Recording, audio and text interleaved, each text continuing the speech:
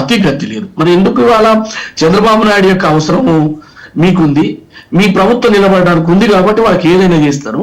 అంటే సమైక్య వ్యవస్థలో రాష్ట్రాలలో మీకు అవసరాలు ఉన్నటువంటి రాష్ట్రాలకు పెద్ద నిధులు కేటాయించడం, మాతోని వాళ్ళ అవసరం లేదు కాబట్టి మీరు ఈ రకంగా వివక్ష చూపుతున్నది అక్షర సత్యం కదా. మీకు అక్కడ రైల్వే జోన్ అయిపోతుంది ఆగమేఘాల మీద, రాష్ట్రానికి నిధులు దొరుకుతా ఉన్నాయి. రాష్ట్రంలో కొత్త రాజధాని విషయాలు తెలంగాణకి ఎందుకు కొత్త ప్రాజెక్టులు కానీ కొత్త వాటి విషయాల మీద ఎందుకు మీరు 8 మంది ఎవరు కూడా చేయరు? రెండో విషయం చెప్తా ఉన్నా మీకు, ఆ రోజు కేఆర్ఎంబి విషయం లోపల ఇవాళ బీఆర్ఎస్ సోదరులు మాట్లాడారు. వారికి నేను చెప్పదలుచుకున్నా, తెలంగాణ హక్కుల కోసం ఏదో ధారపోసినట్టు తెలంగాణ మొత్తం వీళ్ళేదో తీర్చిదిద్దినట్టు నేను 2 సార్లు చెప్తున్నా.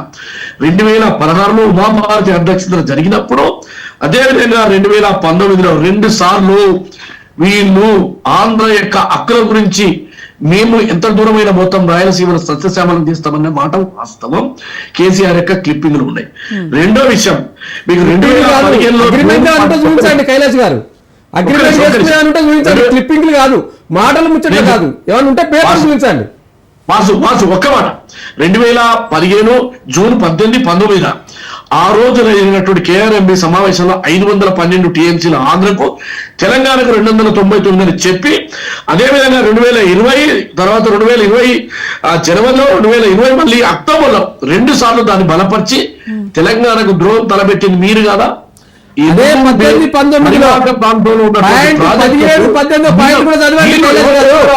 ఒక్కటే మాటమ్మా, నేనేమంటున్నా, నిధులు ఈ పరివాహక ప్రాంతంలో ఉన్న వాళ్ళకి వస్తాయా, కింద ఉన్న వాళ్ళకి ఎక్కువ వస్తాయా?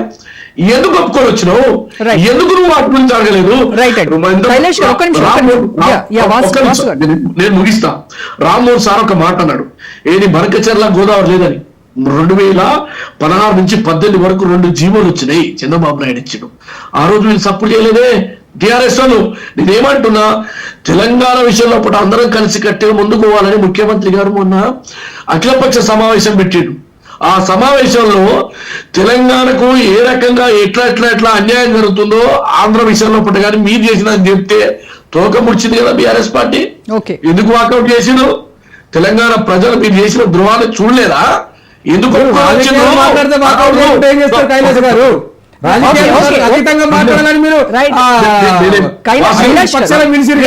కైలాష్ గారు ఒక్క నిమిషం టైం ఇద్దాం, ఇంకా వాసుదేవ్ గారు టైం లేదు మనకి. ఇప్పుడు ఒకటి రోజా గారు, ఇప్పుడు కైలాష్ గారు ప్రధానంగా ఏం చెప్పారంటే కృష్ణా రివర్ బోర్డుకు సంబంధించి 299 టీఎంసీలకి అగ్రిమెంట్ చేసుకొని వచ్చిందని వీరిద్దరు బీజేపీ కానీ కాంగ్రెస్ ప్రతినిధి కానీ చెప్తా ఉన్నారు. ఇప్పుడు వారు చదివిండ్రు కదా, కైలాష్ గారు చదివిండ్రు ఏంది, ఈ కృష్ణా రివర్ మేనేజ్మెంట్ బోర్డులో 18 అండ్ 19 జూన్ 2015లో వారు కొన్ని పాయింట్లు చదివారు. దాంట్లోనే నేను చెప్తా ఉన్నాను, ఇది మీ దగ్గర కూడా ఉన్నట్టున్నది, మీరు చదివిండ్రు కాబట్టి నేను దాంట్లో ఉన్న పాయింటే చెప్తా ఉన్నాను. ఇది ఒకటి మాత్రం ప్రింట్ తీసుకోలేదు, ఇప్పుడే తెప్పించుకున్నా నేను మీరు మాట్లాడిన తర్వాత. దీంట్లో నేను ఒకటే లైన్ చదువుతా రోజా గారు. ఇప్పుడు వారు చదివిండ్రు కదా, 17, 18 పాయింట్ కైలాష్ గారు మీరు హైలైట్ చేసుకొని చదవండి దయచేసి. 17వ పాయింట్ ఈ మేనేజ్మెంట్ బోర్డులో జరిగిన, it was agreed that for current year the quantity of water available after allocation of 811 TMC would be shared properly. Similarly the defective flow 811 TMC would also shared accordingly. 18వ పాయింట్, the entire arrangements agreed for the current year would be without any rejection to the stand of both states before any forum. ఇది ఏం చెప్పిందంటే వారు ప్రత్యేకంగా ఇది current year కు సంబంధించి నాటు ప్రాజెక్టు జాబితాలో 2 రాష్ట్రాల ప్రాజెక్టులకు వాటాలు తాత్కాలికంగా కేటాయించబడ్డాయి. ప్రస్తుత సంవత్సరానికి మాత్రమే ఈ కేటాయింపులు. అసలు ఈ యొక్క అన్యాయం ఎవరండి? 299 టీఎంసీ తీసుకోవడానికి కారణం ఏంటి? ఆనాడు ఆంధ్రప్రదేశ్ ఉమ్మడి ఆంధ్రప్రదేశ్ లో ప్రాజెక్టులు కట్టలేని ఈ కాంగ్రెస్ నాయకులు, అప్పటి అసమర్థ కాంగ్రెస్ నాయకుల వల్ల అప్పటికి ప్రాజెక్టులు లేవు కాబట్టి ఉన్న ప్రాజెక్టులను పరిశీలించి ప్రజెంట్ కరెంట్ ఇయర్ వరకు 200 టీఎంసీలు తాత్కాలిక పద్ధతిలో ఆ కరెంట్ ఇయర్ వరకే అక్కడ అగ్రిమెంట్ తీసుకోవడం జరిగింది. దాన్ని కరెంట్ ఇయర్ వరకు తీసుకోవడం చెప్పిన దాన్ని ఆ తర్వాత కేసీఆర్ గారు 1950 టీఎంసీలు మిగులు జిల్లాలో మాకు రావాలి, అదే విధంగా 570 టీఎంసీలు కృష్ణలో రావాలని అనేక సార్లు లేటర్లు రాసిండ్రు. ఇవాళ రావాల్సిన వాటి గురించి కొట్లాడుతా ఉంటే 299 ముందటేసుకున్నారండి. దాంట్లో ఉన్న పాయింట్లు మీరు చెప్తారు, వీరికి అనుకూలమైన పాయింట్లు మాత్రమే చదువుతారు. నాడు ముఖ్యమంత్రి గారు ఇవాళ కాంగ్రెస్ ప్రతినిధి గారు చెప్పినా ఇవన్నీ కూడా వారికి అనుకూలమైన చెప్తా ఉన్నారు. మిగతా ఇప్పుడు దాంట్లోనే 17వ 18వ పాయింట్ ఏం చెప్పిందో మీరు చెప్పండి కైలాష్ గారు. మీరు చెప్పిన పాయింట్ కాబట్టి దీన్ని మీరు రాజకీయం చేయకండి. ఇది రాష్ట్ర ప్రయోజనాలకు సంబంధించిన సబ్జెక్టు, ఇది పార్టీలకు అతీతంగా కొట్లాడాల్సిన సబ్జెక్టు. కేంద్ర ప్రభుత్వం చేయాల్సింది కేంద్ర ప్రభుత్వం ఒప్పించాలి. కాబట్టి ఈ విషయంలో అందరూ కలిసి న్యాయం జరుగుతుంది, ప్రజలకు న్యాయం జరుగుతుంది. వాగ్దేవి గారు 17వ పాయింట్ 18వ పాయింట్ అందంగా చదువు వినిపించారు.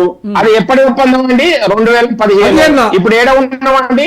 2020 అధికారంలో వాగ్దేవి రెడ్డి గారు వినండి. దానికంటే ముందు అధికారంలో ఎవరు? 15 నుంచి 23 దాకా ఎవరు అధికారంలో ఉంటారండి? కేసీఆర్ గారే కదా. ఎందుకు మార్పేయలేదండి? ఒకటే సంవత్సరం అని చెప్తా ఉన్నారు కదా. ఫైట్ జరుగుతుంది 760 టీఎంసీల గురించి కృష్ణాలో ట్రిబ్యునల్ లో ఫైట్ జరుగుతున్నది మీకు తెలియదు. మీరు ఊకటంపుడు ఉపన్యాసాలు కేసీఆర్ గారు 100 ఇచ్చారు. అవి కాదు సమస్య. మీరు ఏం రాసి ఇచ్చారు, ఏం ఒప్పుకొని వచ్చారు, ఏం సంతకాలు పెట్టి వచ్చారు, అవి కావాలి. మీరు తర్వాత ఎందుకు మార్పేయలేదు? ఎందుకు మార్చలేదండి? పోయి రాయలసీమలో రత్నాలసీమ చేసొస్తా అని చెప్పి ఎందుకు చెప్పొచ్చు? దాని కారణం చెప్పినా కదా మీరు మళ్ళీ అదే చెప్తారు. చెప్పిన ప్రపోజల్ ఎందుకు మాట్లాడేది ముచ్చటేది? మేడం రోజా గారు, నేను ఒక విషయం చెప్పాలి. మీరు మత్తడి ద్వారా నీళ్లు తీసుకొని పోతామంటే వరద జలాలు, మిగులు జలాలు కూడా వరద జలాల ద్వారా మేము పోతిరెడ్డి పార్టీ నీళ్లు తీసుకుపోతామని చెప్పిన కాంగ్రెస్ ప్రభుత్వం, అప్పటి కాంగ్రెస్ ప్రభుత్వము ఇప్పుడు చేస్తున్న అంశం ఏంటో తెలుసండి? కింద బొక్క పెట్టిర్రు, తూముల ద్వారా నీళ్లు తీసుకొని పోతున్నారు. శ్రీశైలానికి లేదనుకుంటే కల్లకుర్తి లిఫ్ట్ ఇరిగేషన్ కి పాలమూరు రెడ్డి ప్రాజెక్టు నీళ్లు కావు కదా, తరలించుకుపోతుంటే ఈ కేసీఆర్ ప్రభుత్వం చేస్తలో చూసుకుంటూ పోతున్న విషయం నిజం కదా. ఎందుకు బుట్టాయిల కోసం చూస్తున్నారు? శ్రీశైలం రాదు, శ్రీశైలం వెళ్ళిపోతుంది, కల్లకుర్తి లిఫ్ట్ ఇరిగేషన్ వెళ్ళిపోతుంది,